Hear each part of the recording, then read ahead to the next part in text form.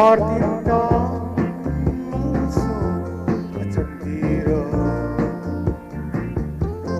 Mangai di Dona Kalunle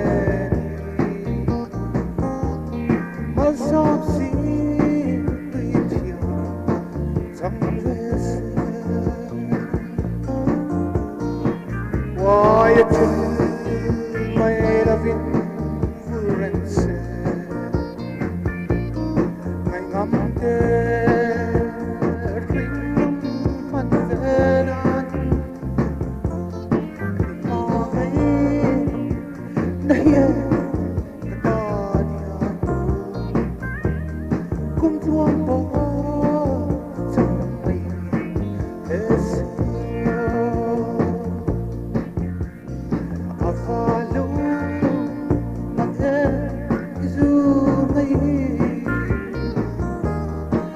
Lady, it's your portia, Mahari. Min hangai, vemo, iadonin.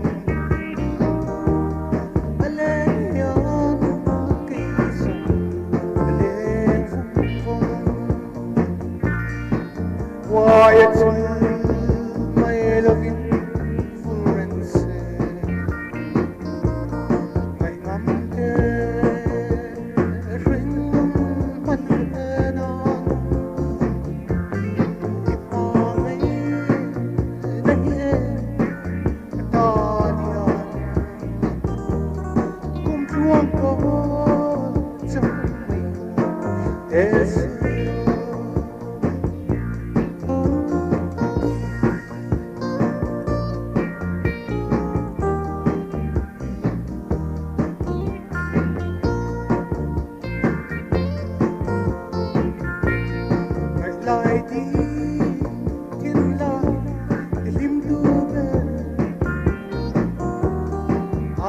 Don lâu sung rì thuyền mas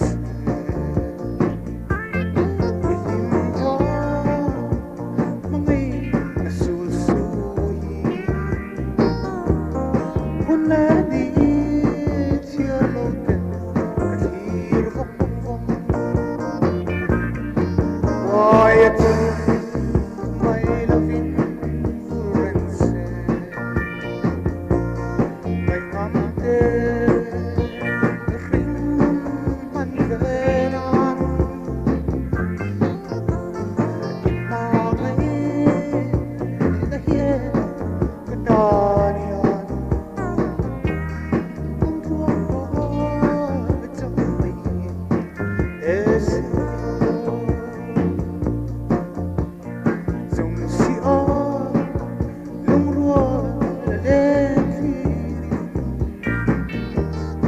and team low as well as San Muti Zaire Rega Harange Senavya Kaiso Lay Hargati Why it's my loving Florence my amte ring man venan pangai nahi katarian kum tuang po samai ese pangai nahi katarian kum tuang po samai ese